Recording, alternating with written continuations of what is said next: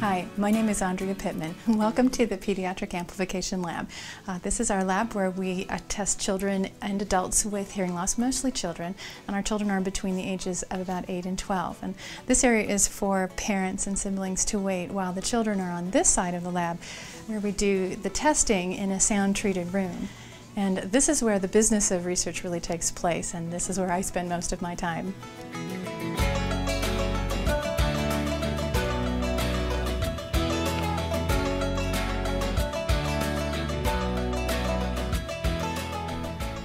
I think I have a real soft spot for children who cannot hear. They can't enjoy others around them. They can't enjoy the situation that they're in as much as a child who can hear well. And I worry for children who aren't able to laugh along with their friends because they didn't hear the punchline of the joke. They've just struck me as my favorite kids. What do you do with your hearing aids when sounds get too loud? I take them out or just turn them off. In the Pediatric Amplification Lab, we study the behavior of children and how they interact with the behavior of hearing aids. And the goal is to find the right hearing aid features that allow children to do what children need to be able to do. Because it gets too noisy, I just turn them off. I understand. That's a lot of kids with hearing aids have to do that. So, and what we're trying to learn from this study is if there's a way that hearing aids can process the sound so it makes those loud sounds more comfortable, so the hearing aid will adjust to sound better for you. And that's what we'd like to learn. Does that sound like something you'd like to help us out with? Yeah. Fantastic. The first critical accomplishment is that they need to be able to understand speech, and they need to understand it as well as possible. And when a child can't perceive speech, it sort of robs them of the foundation for all of the other things that they need to be able to do.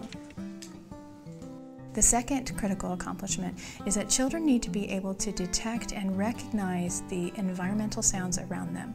If we hear a car horn honking, we wonder if they're honking at us. So it becomes critical for children if they can't hear environmental sounds, because then they may respond inappropriately, and in some cases it risks their safety.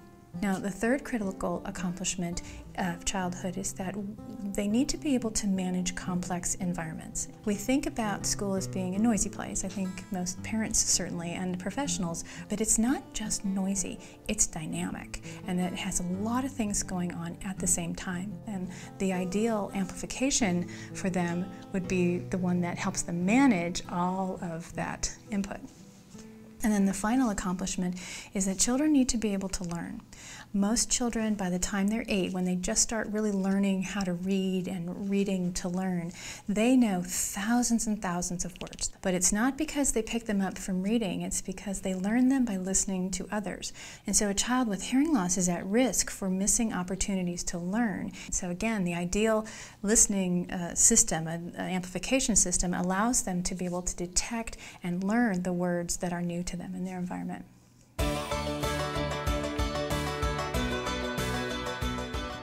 Arizona State University is in the southwest region of the United States. Most of the year it's beautiful here, so it may sound like an uninviting place being in the desert, but it's actually a very lovely place to live. So good to see you. Thank you for coming. Phoenix is a really good place to be for this kind of research because it's a large metropolitan area, so we have a good population to work with. If you'd like, you can go ahead and have a seat and make yourself comfortable, and we'll be in here. So you're going to hear a sound followed by a word, and I want you to tell me out loud if that word is a person, a food, or an animal. If you don't know, just say I don't know. And then at the same time, you're going to be filling out this pattern recognition where you're going to see shapes, and you just circle what comes next. Okay. Animal. Food. I don't know. Amplitude compression has been around for quite a while.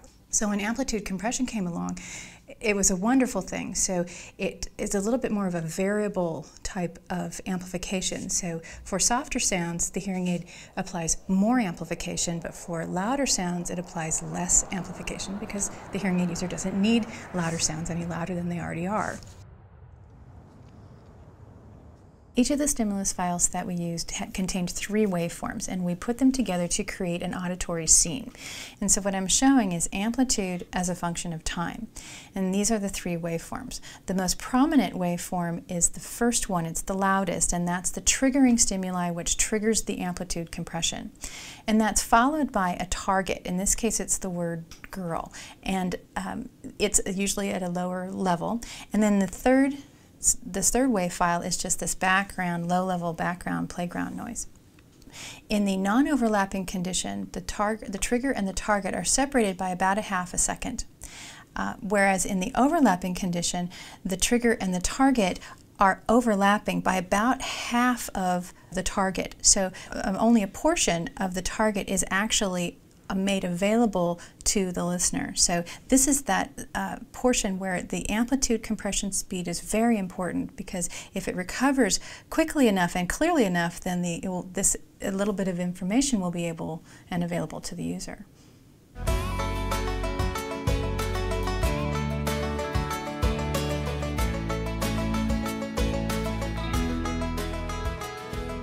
Until recently, manufacturers had to choose how fast or how slowly they wanted their amplitude compression speed to work.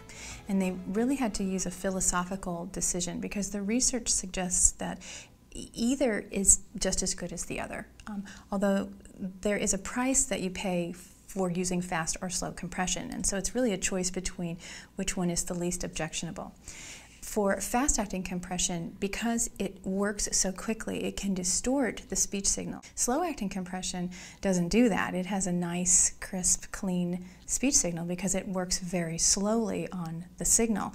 But the problem with slow-acting compression is that it's kind of behind the times. It's slowly responding to changes in the level. So if the hearing aid receives a very loud input, it will very quickly reduce the gain for that signal. But when that loud sound is over and it's followed by a softer sound, it takes that hearing aid a while to get back up to the amplification that's necessary for that low-level sound.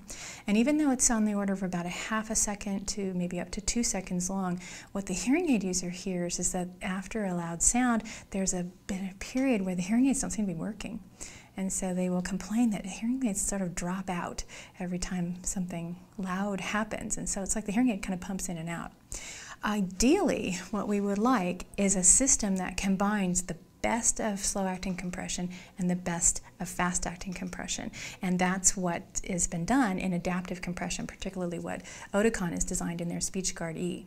And so in that system, the compression is activated very quickly for loud level sounds. That loud sound is being monitored constantly. When that loud sound is over, then and it's followed by a softer sound, the hearing aid responds very quickly and brings up the proper amount of amplification, but then it works on very slowly so that it doesn't distort the speech signal or raise the background noise. So it's really the ideal system. Let me do that one again. Oh, a doorbell. A doorbell, yeah. Okay, we need to calculate his amplification parameters. Can you show me his audiogram? Yes. What kind of hearing loss does he have? He has a moderate to moderately severe sensorineural hearing loss bilaterally. Okay, can you go ahead and read me his thresholds and start with the right ear? Yes. Right ear, 40, 50, 65. We were interested in doing this study of looking at the effects of the speed of amplitude compression in children and adults for a number of different reasons. Probably the primary reason was to determine if the speed of the amplitude compression affected a child's ability to manage their environment. And then the same would be true for adults with hearing loss as well.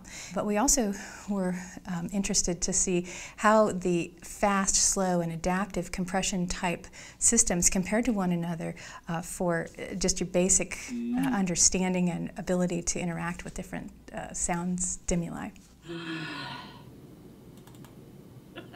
So we had to design very specific stimuli that included both speech and environmental sounds and background noise, and nothing like that had ever been done. And when we do that, we will recruit 4 groups of listeners: normal hearing adults and children, and hearing impaired adults and children. The normal hearing adults performance tells us what the maximum amount of performance is for our task. and that's what we use as a benchmark to compare all the performance of all the other groups to. So that's our ultimate there. So you're going to hear a sound followed by a word, and I'd like you to tell me if that word is a person, a food, or an animal. And then children with hearing loss are really our target group, and we just want to know if their poor performance, because it's almost always the case they do more poorly, we want to know if that's because they're kids, or if it's because they have hearing loss, or if it's because they're kids with hearing loss. So, and that's an addition or a multiplication of some kind, and by using those 4 groups, we can tease out those effects.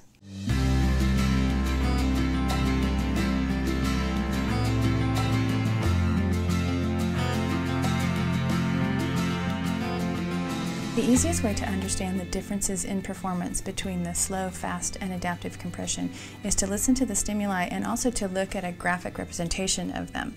So what it shows is the combination of the 3 wave files together. So here is the bird call in this particular example, and it sounds like a chicken clucking.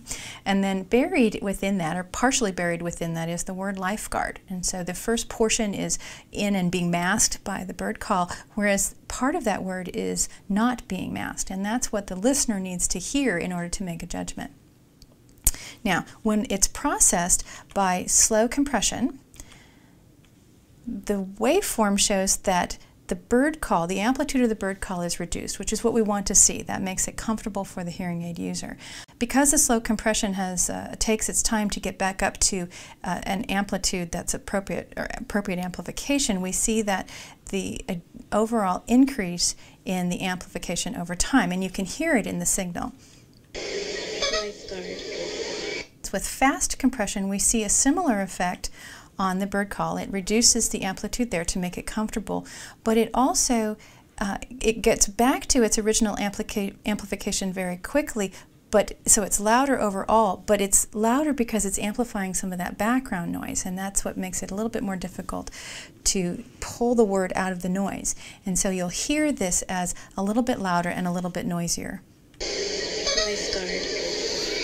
When it's processed with adaptive compression, you see similar effects. The amplitude of the bird call is reduced, but what you'll hear is a clearer signal for the portion that is not being masked by the environmental sound. And when you put all 3 of them together on the same graph, what you see is that there's very little differences here, but there is a bit more of a clear difference between the adaptive compression and the other 2, and those little differences actually make large differences in their performance.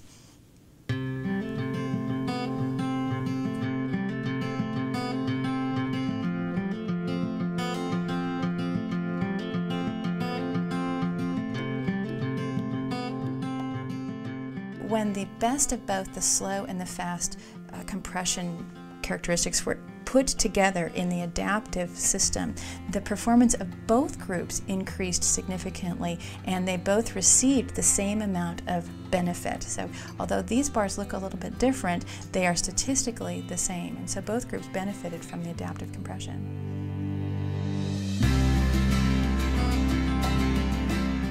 Our overall conclusions from this study was that the adaptive compression parameters have real potential to benefit children and adults who are in dynamic, active listening environments, particularly like those at school. Anyone who is in a more quiet and stable environment would still receive benefit from an adaptive compression system, simply because it would still be using the optimal parameters of both fast and slow compression. Hi Sam, thank you for participating and coming today. Thank you for having us.